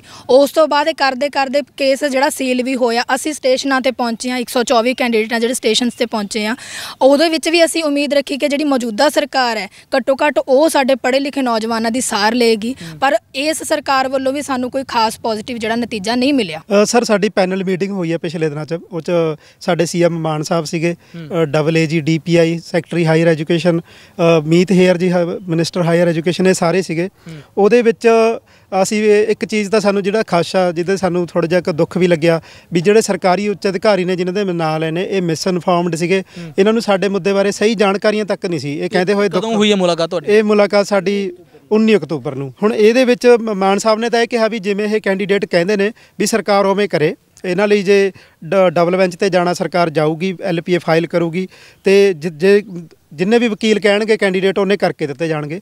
ਪਰ ਇਹਦੇ ਵਿੱਚ ਅਸੀਂ ਪਿਛਲੇ 10-15 ਦਿਨਾਂ ਤੋਂ ਸਰਕਾਰ ਦੀ ਜਿਹੜੀ ਕਾਰਗੁਜ਼ਾਰੀ ਹੈ ਉਹਦੇ ਤੋਂ ਥੋੜ੍ਹੇ ਜਿਹੇ ਨਾ ਖੁਸ਼ ਹੈ, ਕਿਉਂਕਿ ਸਰਕਾਰ ਕੋਈ ਸਾਨੂੰ ਹੱਥ ਪੈਰ ਦੁਬਾਰਾ ਫੜਾ ਨਹੀਂ ਰਹੀ, ਅਤੇ ਸਾਡੇ ਜਿਹੜੇ 1158 ਕੈਂਡੀਡੇਟ ਨੇ ਉਹਨਾਂ ਨੂੰ ਇਹ ਖੁਸ਼ ਹੈ ਵੀ ਇਹ ਆਪਦੀ ਇੱਕ ਜਿਹੜੀ ਗੁਜਰਾਤ ਦੀ ਆਪਣੀਆਂ ਵੋਟਾਂ ਨੇ ਉਹਨੂੰ ਧਿਆਨ ਕੇਂਦਰਿਤ ਹੋ ਕੇ ਕਰ ਰਹੇ ਨੇ, ਜਾਂ ਹਿਮਾਚਲ ਦੇ ਇਲੈਕਸ਼ਨਾਂ ਨੂੰ ਇਹ ਕੇਂਦਰਿਤ ਹੋ ਕੇ ਕਰ ਰਹੇ ਨੇ, ਉਸ ਤੋਂ ਬਾਅਦ ਇਹ ਸਾਨੂੰ ਭੁਲਾ ਦੇਣਗੇ। ਅੱਛਾ, ਦੈਟ ਮੀਨ ਸਿਰਫ ਗੁਜਰਾਤ ਦੇ ਇਲੈਕਸ਼ਨਸ ਦੇ ਵਿੱਚ ਇਸ ਗੱਲ ਨੂੰ ਹਾਈਲਾਈਟ ਕਰਨ ਦੇ ਵਾਸਤੇ ਉਹਨਾਂ ਨੇ ਤੁਹਾਡੇ ਨਾਲ ਸਿਰਫ ਇੱਕ ਵਾਅਦਾ ਕਰ ਲਿਆ ਕਿ ਹਾਂਜੀ ਤੁਹਾਡਾ ਮਸਲਾ ਹੱਲ ਕਰ ਦਿਆਂਗੇ। ਸਰ ਅਸੀਂ ਉਦੋਂ ਤੱਕ ਆਪਣੇ ਆਪ ਨੂੰ ਸੇਫ ਜ਼ੋਨ 'ਚ ਨਹੀਂ ਮੰਨਾਂਗੇ ਜਦੋਂ ਤੱਕ ਬਕਾਇਦਾ ਸਰਕਾਰ ਡਬਲ ਬੈਂਚ 'ਤੇ ਜਾ ਕੇ ਚੰਗੇ ਵਕੀਲਾਂ ਦੀ ਇੱਕ ਜਿਹੜੀ ਟੀਮ ਖੜੀ ਕਰਕੇ ਸਾਡਾ ਕੇਸ ਨਹੀਂ ਲੜੂਗੀ। ਇਹ ਜਿਹੜੇ 75 ਸਾਲਾਂ ਤੋਂ ਇਹ ਜਿਹੜੇ ਵਾਅਦੇ ਨੇ ਤੇ ਵਾਅਦਾ ਖਿਲਾਫੀਆਂ ਨੇ, ਸਾਡੀ ਇਹਨਾਂ 'ਚ ਉਮਰ ਲੰਘੀ ਹੈ, ਸਾਡੇ ਬਜ਼ੁਰਗਾਂ ਦੀ ਉਮਰ ਲੰਘੀ ਹੈ, ਤਾਂ ਮਾਨ ਸਰਕਾਰ ਵੀ ਇਸ ਗੱਲ ਦਾ ਖਿਆਲ ਰੱਖੇ। ਅਸੀਂ ਵੀ ਇਹਨਾਂ ਝਾਂਸਿਆਂ 'ਚ ਜਾਂ ਵਾਅਦੇ ਖਿਲਾਫੀਆਂ 'ਚ ਨਹੀਂ ਆਉਣ ਵਾਲੇ। ਸਾਨੂੰ ਉਮੀਦ ਆ ਤੁਹਾਡੇ ਤੋਂ ਤੁਸੀਂ ਕਰੋਗੇ, ਪਰ ਜੇ ਸਾਨੂੰ ਲੱਗਿਆ ਕੱਲ੍ਹ ਨੂੰ ਵੀ ਤੁਸੀਂ ਇੱਕ ਸਿਰਫ ਆਪਣੀ ਵੋਟ ਪੋਲੀਟਿਕਸ ਕੀਤੀ ਹੈ ਇਹ, ਤਾਂ ਅਸੀਂ ਫਿਰ ਉਸੇ ਹੀ ਮੈਦਾਨਾਂ 'ਚ ਉਤਰਾਂਗੇ। ਪੰਜਾਬ ਦੇ ਜਿਹੜੇ ਸਭ ਤੋਂ ਵੱਧ ਪੜ੍ਹੇ ਲਿਖੇ ਨੌਜਵਾਨ ਨੇ, ਮਤਲਬ MA ਨੈਟ ਕੁਆਲੀਫਾਈਡ, ਉਹ ਇੱਕ ਮਿਨੀਮਮ ਐਲੀਜੀਬਿਲਟੀ ਆ ਜਿਹਨੂੰ ਕ੍ਰਾਸ ਕਰਕੇ ਕੈਂਡੀਡੇਟ ਨੇ ਉਹ ਪੇਪਰ ਦਿੱਤਾ ਅਤੇ ਉਹ ਪੇਪਰ 'ਚੋਂ ਵੀ ਮੈਰਿਟ 'ਚ ਆਏ। ਮਤਲਬ ਜਦੋਂ ਉਹ ਰੁਲਦੇ ਫਿਰਦੇ ਨੇ, ਜਦੋਂ ਅਸੀਂ ਬਰਨਾਲੇ ਦੇ ਵਿੱਚ ਉੱਥੇ ਧਰਨਾ ਪ੍ਰਦਰਸ਼ਨ ਕੀਤਾ ਤਾਂ ਸਾਡੇ 'ਤੇ ਲਾਠੀ ਚਾਰਜ ਵੀ ਹੋਇਆ, ਸਾਨੂੰ ਉਹ ਥਾਣਿਆਂ 'ਚ ਵੀ ਲੈ ਕੇ ਗਏ, ਤਾਂ ਉਹ ਹੇਠਾਂ ਮੈਸੇਜ ਕੀ ਜਾਂਦਾ। ਮਤਲਬ ਮੈਂ ਜੇ ਆਪਦੇ ਆਪ ਨੂੰ ਦੱਸਾਂ, ਮੈਂ ਪਿੰਡ ਨੂੰ ਬਿਲੋਂਗ ਕਰਦਾ ਇੱਕ, ਜਦੋਂ ਉਹ ਸਾਰੇ ਕਾਸੇ ਹੋਣ ਤੋਂ ਬਾਅਦ ਮੈਂ ਆਪਦੇ ਪਿੰਡ ਗਿਆ ਤਾਂ ਮੈਨੂੰ ਮਤਲਬ ਮੇਰੇ ਪਿੰਡ ਦੇ ਬਾਕੀ ਨੌਜਵਾਨ ਨੇ ਜਿਹੜੇ ਉਹਨਾਂ ਨੇ ਇਹ ਕਿਹਾ ਵੀ ਜਦੋਂ ਤੇਰਾ ਇਹ ਹਾਲ ਆ, ਜਦੋਂ ਤੁਹਾਡਾ ਇਹ ਹਾਲ ਆ ਇੰਨਾ ਪੜ੍ਹ ਲਿਖ ਕੇ, ਤਾਂ ਫਿਰ ਅਸੀਂ ਤਾਂ ਕੁਛ ਲੱਗਦੇ ਹੀ ਨਹੀਂ ਹੈਗੇ ਇਹਨਾਂ ਦੇ, ਅਸੀਂ ਕੀ ਕਰੀਏ। ਮਤਲਬ ਇਹ ਜਿਹੜਾ ਜੋ ਕੁਛ ਹੋ ਰਿਹਾ ਇਸ ਭਰਤੀ ਨੂੰ ਲੈ ਕੇ ਪੰਜਾਬ ਦੇ ਨੌਜਵਾਨਾਂ 'ਚ ਜਾਂ ਆਉਣ ਵਾਲੀ ਪੀੜ੍ਹੀ ਦੇ ਵਿੱਚ ਇਹ ਮੈਸੇਜ ਆ ਰਿਹਾ ਕਿ ਇੱਥੇ ਪੜ੍ਹ ਲਿਖ ਕੇ ਜਾਂ ਮਿਹਨਤਾਂ ਕਰਕੇ ਕੋਈ ਖੱਟਿਆ ਨਹੀਂ ਜਾਂਦਾ ਕੁਛ। ਕਹਿੰਦੇ ਐਜੂਕੇਸ਼ਨ ਹਾਸਲ ਕਰਕੇ ਖੱਟਿਆ ਨਹੀਂ ਜਾਂਦਾ, ਕਿਉਂਕਿ ਨੌਕਰੀਆਂ ਤਾਂ ਮਿਲ ਨਹੀਂ ਰਹੀਆਂ, ਜਿਹਨਾਂ ਨੂੰ ਮਿਲਣ ਦੇ ਵਾਸਤੇ ਇਸ ਵਕਤ ਗੱਲਾਂ ਚੱਲ ਰਹੀਆਂ ਨੇ ਉਹਨਾਂ ਨੂੰ ਵੀ ਅੱਧ ਵਿਚਾਲੇ ਦੇ ਵਿੱਚ ਹੀ ਲਟਕਾਇਆ ਹੋਇਆ, ਤਾਂ ਫਿਰ ਲੋਕ ਬਾਹਰ ਨੂੰ ਜਾਣ। ਸਰ ਹੁਣ ਅਸੀਂ ਅੱਜ ਜਿਹੜੇ ਜ਼ਿੰਦਗੀ ਦੇ ਪੜਾਅ ਦੇ ਵਿੱਚ ਅਸੀਂ 30 ਸਾਲਾਂ ਦੇ ਵਿੱਚ ਗੁਜ਼ਰ ਰਹੇ ਹਾਂ, ਅਤੇ ਸਾਡੇ ਨਾਲ ਦੇ ਜਿਹੜੇ +2 ਕਰਕੇ ਮੁੰਡੇ ਕੁੜੀਆਂ ਗਏ ਸੀ ਉਹ ਵੈਲ ਸੈਟਲ ਨੇ, ਉਹਨਾਂ ਦੀਆਂ ਫੈਮਲੀਆਂ ਵੀ ਉੱਥੇ ਪਹੁੰਚ ਚੁੱਕੀਆਂ। ਪਰ ਅਸੀਂ ਉਸ ਸਮੇਂ ਇੱਕ ਡਿਸੀਜਨ ਲਿਆ ਸੀ ਵੀ ਅਸੀਂ ਇੱਥੇ ਹੀ ਪੰਜਾਬ ਦੇ ਵਿੱਚ ਭਵਿੱਖ ਦੇਖਾਂਗੇ, ਇੱਥੇ ਅਸੀਂ ਹਾਇਰ ਐਜੂਕੇਸ਼ਨ ਵੱਲ ਵਧਾਂਗੇ, ਤੇ ਇੱਥੇ ਹੀ ਕੋਈ ਨਾ ਕੋਈ PhD ਕਰਕੇ ਪ੍ਰੋਫੈਸਰੀ ਦੀ ਜੌਬ ਪ੍ਰਾਪਤ ਕਰਾਂਗੇ। ਪਰ ਅੱਜ ਸਾਨੂੰ ਕਿਤੇ ਨਾ ਕਿਤੇ ਸਾਡਾ ਉਹ ਡਿਸੀਜਨ ਬਹੁਤ ਹੀ ਮੰਦਭਾਗਾ ਲੱਗਦਾ। ਅਸੀਂ ਲੱਗਦਾ ਕਿਤੇ ਗਲਤ ਡਿਸੀਜਨ ਲੈ ਚੁੱਕੇ ਹਾਂ ਉਦੋਂ। ਜੇ ਕਿਤੇ ਅਸੀਂ ਵੀ ਉਦੋਂ +2 ਕਰਕੇ ਜਾਂ BA ਕਰਕੇ ਜਾਂ MA ਕਰਕੇ IELTS ਕੀਤਾ ਹੁੰਦਾ ਤਾਂ ਅਸੀਂ ਬਾਹਰ ਵਗ ਜਾਂਦੇ। ਇਹ ਭਰਤੀ ਪ੍ਰਕਿਰਿਆ 3 ਸਟੈਪਾਂ ਦੇ ਵਿੱਚ ਅੜਕੀ ਹੋਈ ਆ। ਕੁਝ ਕੁ ਪ੍ਰੋਫੈਸਰ ਸਾਡੇ ਕਾਲਜਾਂ ਦੇ ਵਿੱਚ ਜੁਆਇਨ ਕਰ ਚੁੱਕੇ ਨੇ, ਕੁਝ ਕੁ ਨੂੰ ਜੁਆਇਨਿੰਗ ਲੈਟਰ ਮਿਲੇ ਨੇ, ਤੇ ਲੈਂਗੁਏਜਾਂ ਜਿਹੜੀਆਂ ਸੀਗੀਆਂ ਉਹਨਾਂ ਨੂੰ ਹਜੇ ਤੱਕ ਉਹਨਾਂ ਦੀਆਂ ਸਿਲੈਕਸ਼ਨ ਲਿਸਟਾਂ ਵੀ ਨਹੀਂ ਪਈਆਂ। ਤੇ ਹੁਣ ਜਦੋਂ ਮਾਨ ਸਰਕਾਰ ਗੁਜਰਾਤ ਦੇ ਵਿੱਚ ਜਾ ਕੇ ਕਹਿ ਰਹੀ ਆ ਵੀ ਅਸੀਂ 18,000 ਦੇ ਕਰੀਬ ਪੰਜਾਬ ਦੇ ਵਿੱਚ ਨੌਕਰੀਆਂ ਦੇ ਦਿੱਤੀਆਂ, ਤਾਂ ਅਸੀਂ ਉਹ ਬੇਰੁਜ਼ਗਾਰ ਨੌਜਵਾਨ ਆ ਜਿਨ੍ਹਾਂ ਦੀਆਂ ਨੌਕਰੀਆਂ ਲੈ ਕੇ ਸਰਕਾਰ ਸ਼ਾਇਦ ਖੋ ਰਹੀ ਆ। ਤੇ ਜਿਹੜੇ ਨੌਜਵਾਨ ਹੁਣ ਬਾਹਰ ਵਿਦੇਸ਼ ਵੱਲ ਕੂਚ ਕਰ ਰਹੇ ਨੇ, ਉਹਨਾਂ ਦਾ ਬ੍ਰੇਨ ਗੇਨ ਹੋ ਸਕੇ, ਈਵਨ ਕਿ ਬ੍ਰੇਨ ਡੇਨ ਦੀ ਬਜਾਏ।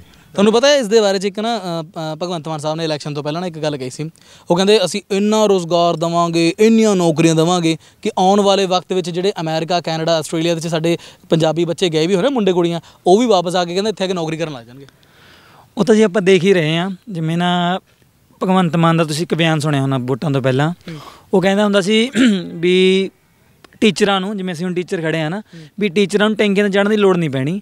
ਪਰ ਵੋਟਾਂ ਜਿੱਤਣ ਤੋਂ ਬਾਅਦ ਉਹਨੇ ਕੀ ਕਰਿਆ, ਕਹਿੰਦਾ ਜਿਹੜਾ ਅਧਿਆਪਕ ਟੈਂਕੀਆਂ 'ਤੇ ਚੜ੍ਹ ਕੇ ਧਰਨਾ ਲਾਊਗਾ ਨਾ, ਉਹਦੇ ਉੱਤੇ ਕੇਸ ਕੀਤਾ ਜਾਊਗਾ। ਮਤਲਬ ਇਹੋ ਜਿਹਾ ਰੁਜ਼ਗਾਰ ਇਹ ਦਿੱਤਾ ਜਾ ਰਿਹਾ। ਫਿਰ ਹਰਜੋਤ ਜਿਹੜਾ ਇਹਨਾਂ ਦਾ ਬੈਂਸ ਮੰਤਰੀ ਹੈ ਨਾ, ਹਾਂ, ਉਹਦਾ ਬਿਆਨ ਆਇਆ ਪਿਛਲੇ ਦਿਨੀ, ਕਹਿੰਦਾ ਜਿਹੜਾ ਵੀ ਧਰਨਾ ਲਾਇਆ ਕਰੂੰਗਾ ਅਸੀਂ ਉਹਨਾਂ ਨਾਲ ਗੱਲ ਨਹੀਂ ਕਰਨੀ। ਗੱਲ ਕੀ ਆ, ਰੁਜ਼ਗਾਰ ਕਿਸੇ ਨੂੰ ਮਿਲ ਨਹੀਂ ਰਿਹਾ, ਰੁਜ਼ਗਾਰ ਦਾ ਮਾੜਾ ਹਾਲ ਆਪਾਂ ਦੇਖ ਹੀ ਰਹੇ ਹਾਂ ਚਾਰੇ ਪਾਸੇ। ਦੂਜੇ ਪਾਸੇ ਜੇ ਕੋਈ ਆਪਦੇ ਰੁਜ਼ਗਾਰ ਲੈਣ ਲਈ ਕੋਈ ਧਰਨਾ ਪ੍ਰਦਰਸ਼ਨ ਗੱਲ ਕਰਨ ਦੀ ਗੱਲ ਕਰਦਾ ਤਾਂ ਉਹਦਾ ਹੱਲ ਵੀ ਨਾਲ ਦੀ ਨਾਲ ਦੱਸ ਰਹੇ ਨੇ।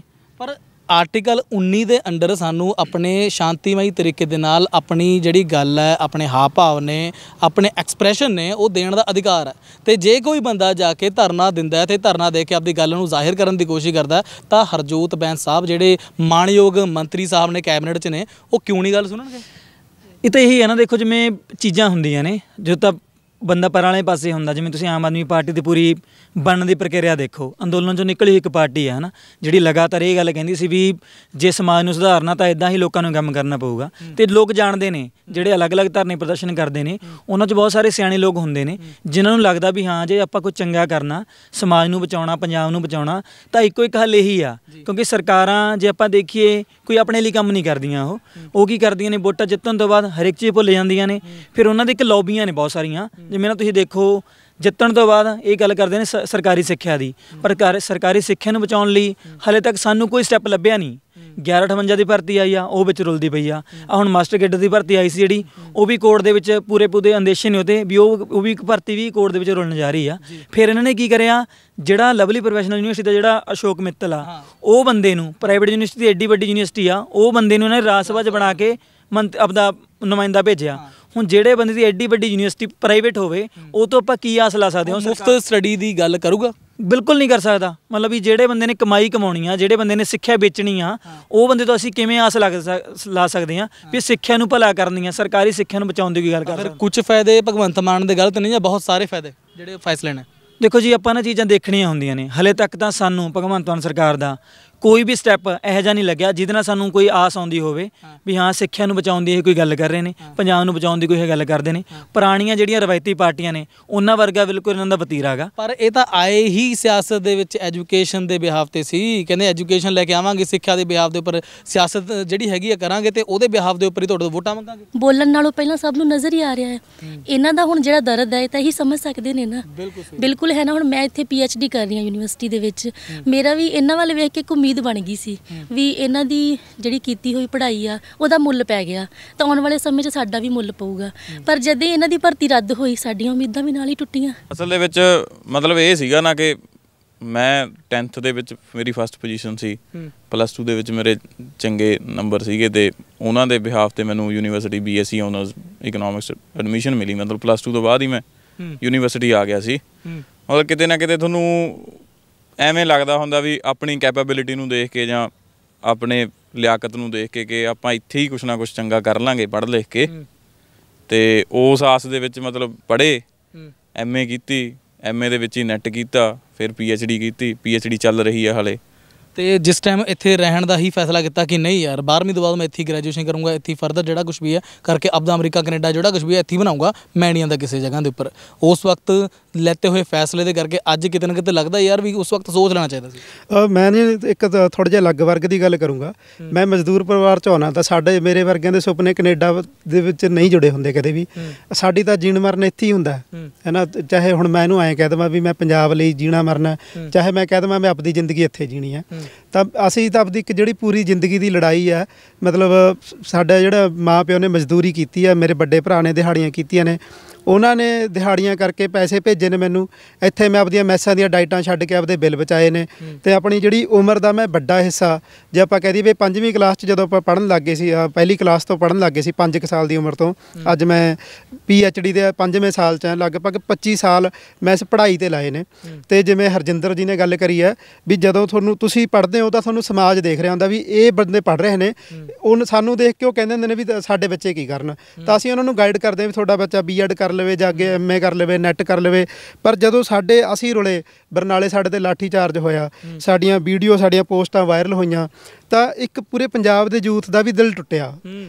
ਮੈਨੂੰ ਮੇਰੇ ਸਾਰੇ ਰਿਸ਼ਤੇਦਾਰਾਂ ਦੇ ਫੋਨ ਆਏ, ਮਤਲਬ ਉਹ ਇਹ ਕਹਿੰਦੇ ਸੀ ਵੀ ਜੇ ਤੁਸੀਂ PhDਆਂ ਕਰਕੇ ਵੀ ਡੰਡੇ ਹੀ ਖਾਣੇ ਨੇ ਫਿਰ ਫਿਊਚਰ ਕੀ ਹੈ ਨਾ। ਸਾਡੇ ਵਰਗੇ ਜਿਹੜੇ ਕੁਛ ਇਸ ਤਰ੍ਹਾਂ ਦੇ ਪੰਜਾਬ ਦਾ ਇੱਕ ਵੱਡਾ ਹਿੱਸਾ ਉਹ ਵਰਗ ਦਾ ਵੀ ਆਉਂਦਾ ਜਿਨ੍ਹਾਂ ਦੇ ਕੈਨੇਡਾ ਨਾਲ ਕੋਈ ਸੁਪਨੇ ਨਹੀਂ ਜੁੜੇ ਹੋਏ। ਸਾਡਾ ਜੀਣ ਮਰਨ ਇੱਥੇ ਹੀ ਹੈ। ਤਾਂ ਮਾਨ ਸਰਕਾਰ ਨੂੰ ਅਸੀਂ ਇਸ ਖਾਸ ਤੌਰ ਤੇ ਕਹਿੰਦੇ ਹਾਂ ਵੀ ਅਸੀਂ ਤਾਂ ਜੀ ਇਸ ਜਿਹੜੀ ਸਾਡੀ ਧਰਤੀ ਹੈ, ਅਸੀਂ ਇੱਥੇ ਜੰਮੇ ਹਾਂ, ਇੱਥੇ ਪਲੇ ਹਾਂ, ਇੱਥੇ ਹੀ ਮਰਨਾ ਹੈ। ਪਰ ਅਸੀਂ ਜੇ ਇਹ ਮਰਨ ਤੇ ਜੀਣ ਤੇ ਮਰਨ ਦੇ ਵਿੱਚ ਇੱਕ ਸਟੈਪ ਹੋਰ ਹੁੰਦਾ ਲੜਨਾ। ਅਸੀਂ ਲੜਨਾ ਨਹੀਂ ਛੱਡਾਂਗੇ ਤੇ ਨਾ ਕਿਤੇ ਭੁੱਲਾਂਗੇ। ਖੈਰ ਕਲੀਅਰਲੀ ਤਾਂ ਇਹ ਅਸੀਂ ਕਹਿ ਸਕਦੇ ਹਾਂ, ਇਕੱਲੀ ਆਪਾਂ ਨਾਟ ਓਨਲੀ ਕਿਸਾਨ ਜਾਂ ਫਿਰ ਸਟੂਡੈਂਟ ਜਾਂ ਫਿਰ ਪ੍ਰੋਫੈਸਰ ਜਾਂ ਟੀਚਰ, ਕੋਈ ਵੀ, ਸਾਰੇ ਹੀ ਪੰਜਾਬੀ ਅਸੀਂ ਸੰਘਰਸ਼ਸ਼ੀਲ ਜ਼ਿੰਦਗੀਆਂ ਜਿਉਂਦੇ ਆਏ ਹਾਂ ਸ਼ੁਰੂ ਤੋਂ ਲੈ ਕੇ ਮੁੱਢ ਤੋਂ ਲੈ ਕੇ ਹੁਣ ਤੱਕ, ਤੇ ਉਸੇ ਹੀ ਚੀਜ਼ ਨੂੰ ਹਲੇ ਵੀ ਅਸੀਂ ਕੰਟੀਨਿਊ ਕੀਤਾ ਹੋਇਆ। ਤਾਂ ਇਹਦੇ ਵਿੱਚ ਜੇ ਜ਼ਿੰਮੇਵਾਰ ਮੰਨੀਏ ਅੱਜ ਦੇ ਸੰਘਰਸ਼ ਨੂੰ, ਤਾਂ ਅੱਜ ਦੀ ਜਿਹੜੀ ਸਰਕਾਰ ਆ ਭਗਵੰਤ ਮਾਨ ਦੀ ਸਰਕਾਰ, ਉਹ ਸਾਨੂੰ ਜਾਣਬੁੱਝ ਕੇ ਸੰਘਰਸ਼ ਦੇ ਰਾਹ ਦੇ ਉੱਪਰ ਪੈ ਰਹੀ ਹੈ। ਜਾਣਬੁੱਝ ਕੇ ਹੀ ਕਹਿ ਸਕਦੇ ਹਾਂ ਸਰ। ਦੇਖੋ ਵਿਲਿੰਗਨੈਸ ਹੀ ਨਹੀਂ ਹੈ, ਸਰਕਾਰਾਂ ਦੀਆਂ ਇੱਛਾਵਾਂ ਹੀ ਨਹੀਂ ਹੈਗੀਆਂ। ਮੇਰਾ ਦੇਖੋ ਮੈਂ ਪ੍ਰੋਫੈਸਰ ਯੋਧਾ ਦੀ ਗੱਲ ਨੂੰ ਕੰਟੀਨਿਊ ਕਰਾਂਗੀ ਕਿ ਸਰ ਦੇਖੋ ਅਸੀਂ ਬਹੁਤ ਅੱਛੀਆਂ ਵੈਲ ਸੈਟਲਡ ਫੈਮਲੀਜ਼ 'ਚੋਂ ਨਹੀਂ ਹੈਗੇ। ਅਸੀਂ ਉਹ ਬੱਚੇ ਹਾਂ ਜਿਨ੍ਹਾਂ ਨੇ ਮਤਲਬ ਜਿਨ੍ਹਾਂ ਦੇ ਘਰਦਿਆਂ ਨੇ ਇੱਕ ਪਾਈ ਸਿਰਫ ਔਰ ਸਿਰਫ ਸਾਡੀ ਪੜ੍ਹਾਈ 'ਤੇ ਲਾਈ ਹੈ। ਅਸੀਂ ਬਾਹਰ ਦੇ ਸੁਪਨੇ ਨਹੀਂ ਦੇਖੇ, ਸੁਪਨੇ ਦੇਖ ਸਕਦੇ ਵੀ ਨਹੀਂ ਸੀ ਕਿ ਅਸੀਂ ਪੈਸਾ ਲਾ ਕੇ ਬਾਹਰ ਚੱਲ ਜਾਈਏ, ਇਹ ਪੋਸੀਬਲ ਹੀ ਨਹੀਂ ਸੀ ਸਾਡੇ ਲਈ। ਸਾਨੂੰ ਘਰ ਤੋਂ ਹੀ ਇਹ ਸਿੱਖਿਆ ਦਿੱਤੀ ਗਈ ਕਿ ਬੱਚਾ ਪੜ੍ਹੇ ਲਿਖੋ, ਤੁਸੀਂ ਪੜ੍ਹੋ ਲਿਖੋਗੇ ਇੱਥੇ ਪੰਜਾਬ 'ਚ ਤੁਹਾਨੂੰ ਅੱਛੀ ਨੌਕਰੀ ਮਿਲ ਜਾਏਗੀ। ਸਾਡੇ ਵਿੱਚ ਵੀ ਜਿਵੇਂ ਜਿਵੇਂ ਅਸੀਂ ਪੜ੍ਹਦੇ ਗਏ ਉਹ ਚੀਜ਼ਾਂ ਦੀ ਮੋਟੀਵੇਸ਼ਨ ਹੋਰ ਵੱਧਦੀ ਗਈ ਕਿ ਪੜ੍ਹ ਲਾਂਗੇ ਤਾਂ ਇੱਥੇ ਕੁਝ ਸਾਡੀ ਸੈਟਿੰਗ ਹੋ ਜਾਏਗੀ। ਇਹ ਭਰਤੀ ਆਉਂਦੀ ਹੈ, ਸਾਡੀਆਂ ਇੱਛਾਵਾਂ ਨੂੰ ਬੂਰ ਵੀ ਪੈਂਦਾ, ਸਾਡੇ ਸੁਪਨੇ ਪੂਰੇ ਹੁੰਦੇ ਦਿਖਦੇ ਵੀ ਨੇ। ਪਰ ਜਿਵੇਂ ਜਿਵੇਂ ਇਹ ਚੀਜ਼ ਦਾ ਹੌਲੀ ਹੌਲੀ ਕਰਦੇ ਆਪਣਾ ਦਮ ਤੋੜ ਦਿੰਦੀ 8 ਅਗਸਤ ਨੂੰ, ਤਾਂ ਸਾਨੂੰ ਪਤਾ ਸਰ ਅਸੀਂ ਕਿਹੜੇ ਮਾਨਸਿਕ ਤਰਾਸਦੀ ਤੋਂ ਗੁਜ਼ਰ ਰਹੇ ਹਾਂ।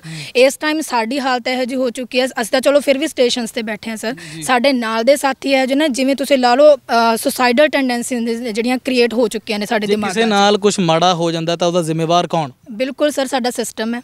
ਖਾਸ ਤੌਰ ਤੇ ਸਰਕਾਰਾਂ ਨੇ ਸਰ, ਇਹ ਸਰਕਾਰ ਹੋਏਗੀ ਜੇ ਸਾਡੇ ਨਾਲ ਕਿਸੇ ਵੀ ਤਰ੍ਹਾਂ ਦੀ ਕੋਈ ਮੰਦਭਾਗੀ ਦੁਰਘਟਨਾ ਸਾਡੇ ਨਾਲ ਸਾਡੇ ਸਾਥੀਆਂ ਨਾਲ ਹੁੰਦੀ ਹੈ ਤਾਂ ਸਰਕਾਰਾਂ ਹੀ ਇਸ ਚੀਜ਼ ਦੀਆਂ ਜ਼ਿੰਮੇਵਾਰ ਨੇ। ਸਰਕਾਰਾਂ ਹੀ ਇਸ ਚੀਜ਼ ਦੀਆਂ ਜ਼ਿੰਮੇਵਾਰ ਨੇ।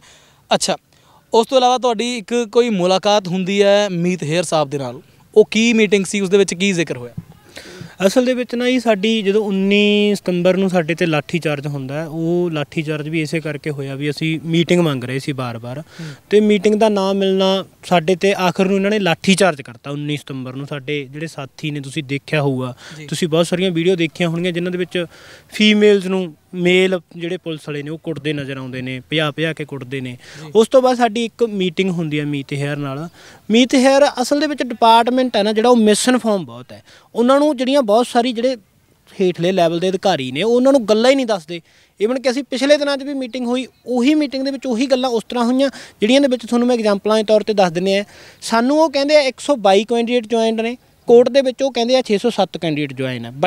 ਵੱਡਾ ਮਤਲਬ ਝੂਠ। ਤੁਸੀਂ ਕਿੱਥੇ ਬੋਲ ਰਹੇ ਹੋ? ਜਾਂ ਤੁਸੀਂ ਮੰਤਰੀ ਨੂੰ ਬੋਲ ਰਹੇ ਹੋ ਜਾਂ ਤੁਸੀਂ ਕੋਰਟ ਦੇ ਵਿੱਚ ਬੋਲ ਰਹੇ ਹੋ। ਇਹਦਾ ਮਤਲਬ ਤਾਂ ਇਹ ਹੈ ਕਿ ਹੁਣ ਤੱਕ ਸਰਕਾਰ ਜਿਹੜੀ ਹੈਗੀ ਹੈ ਸਮਝ ਨਹੀਂ ਪਾਏਗੀ ਕੰਮ ਕਿਵੇਂ ਕਰਨਾ। ਮਤਲਬ ਤੁਸੀਂ ਇਹ ਦੇਖੋ ਵੀ ਤੁਹਾਨੂੰ ਮੈਂ ਹੋਰ 1-2 ਐਗਜ਼ਾਮਪਲਾਂ ਦਿੰਦਾ ਉਹਦੇ ਨਾਲ ਜੋੜ ਕੇ।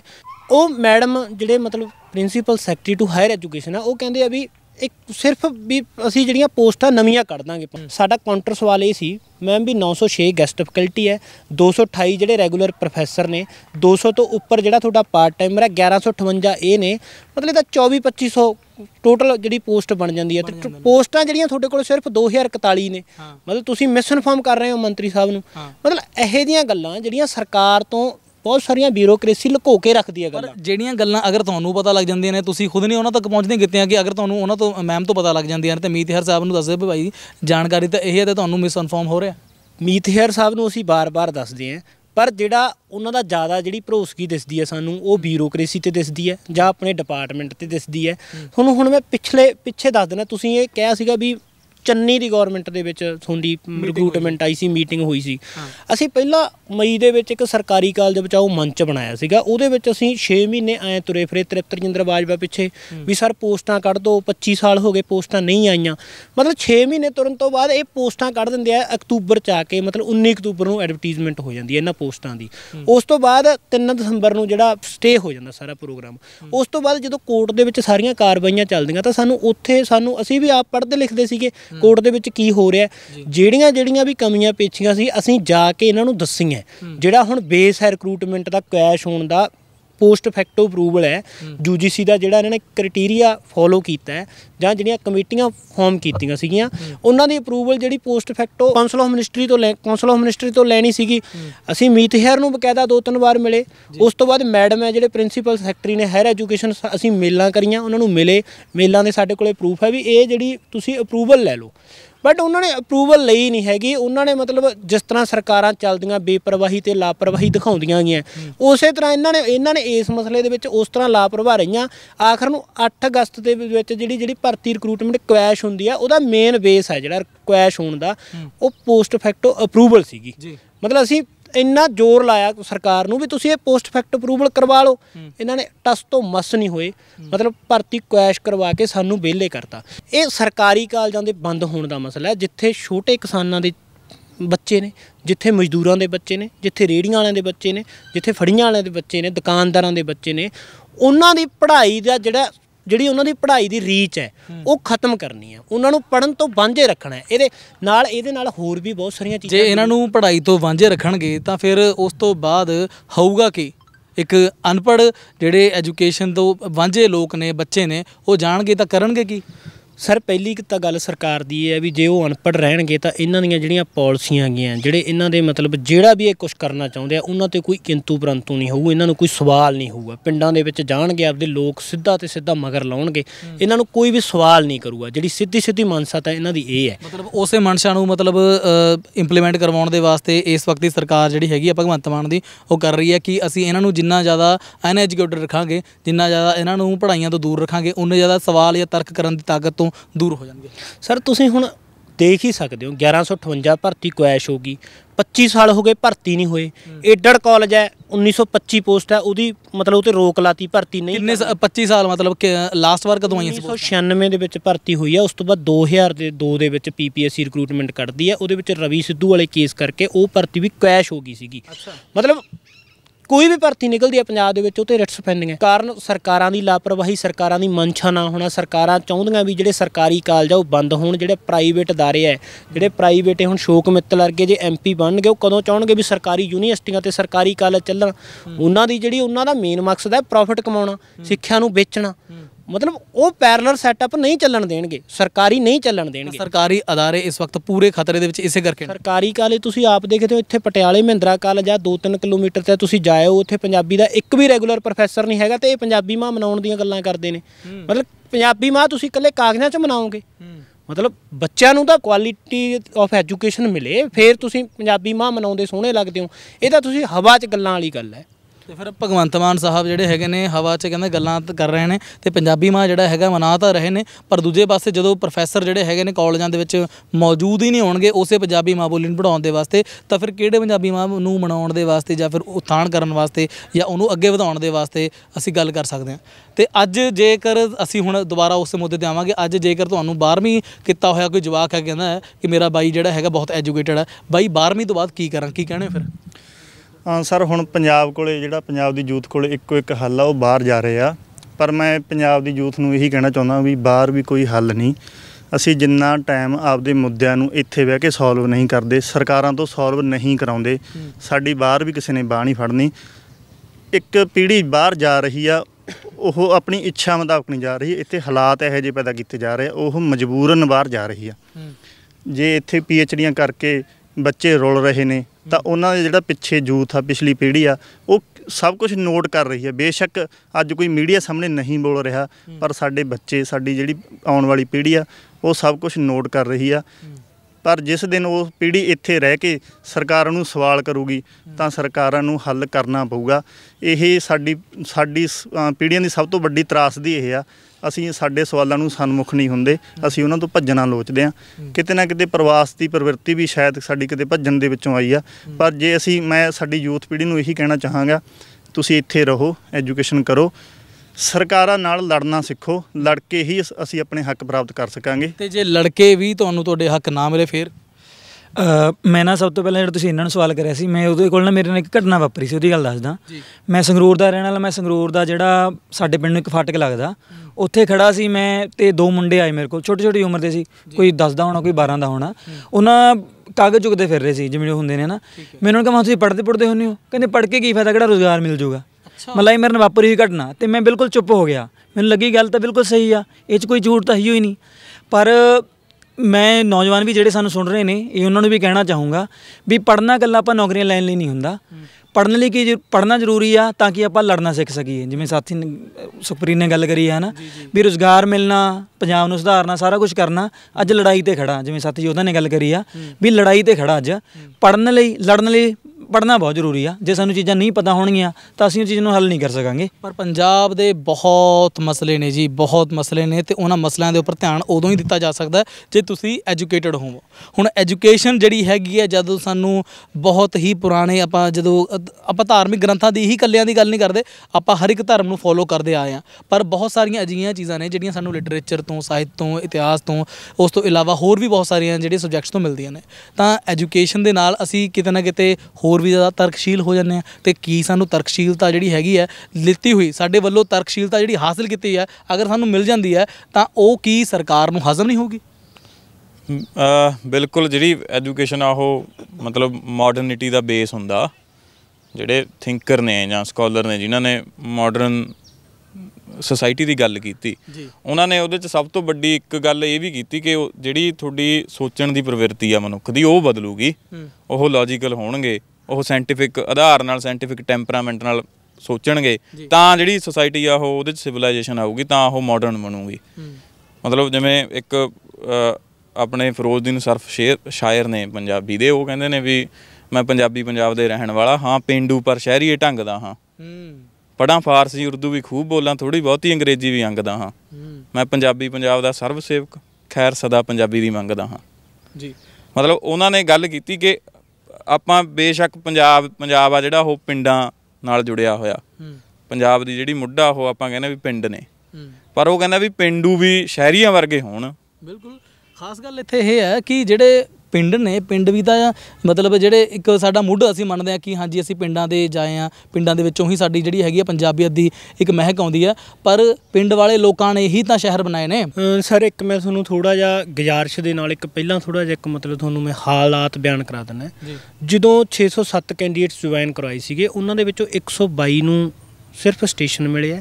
ਬਟ ਜਿਹੜੀਆਂ ਪਿਛਲੀਆਂ ਨੌਕਰੀਆਂ ਸੀਗੀਆਂ ਉਹ ਸਰਕਾਰੀ ਸੀਗੀਆਂ, ਬਹੁਤ ਸਾਰਿਆਂ ਕੋਲ ਅਰਧ ਸਰਕਾਰੀ ਸੀ ਜਾਂ ਕੋਈ ਹੋਰ ਕੰਮ ਕਰਦੇ ਸੀਗੇ।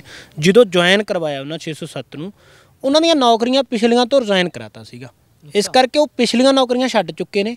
1 ਸਾਲ ਤੋਂ 2 ਤੇ 3 ਦਸੰਬਰ ਤੋਂ ਜਦੋਂ ਤੋਂ ਸਟੇ ਲੱਗਦੀ ਆ, ਉਦੋਂ ਪਹਿਲਾਂ ਉਹ 2 ਤੇ 3 ਦਸੰਬਰ ਤੋਂ ਅੱਜ ਤੱਕ, ਅੱਜ ਜਿਹੜਾ 30 ਅਕਤੂਬਰ ਹੋ ਗਿਆ, ਉਹ ਵਿਹਲੇ ਹੈ, ਫ੍ਰੀ ਨੇ। ਉਹ ਕਿਤੋਂ ਵੀ ਇੱਕ ਪੈਨੀ ਵੀ ਨਹੀਂ ਕਮਾ ਰਹੇ।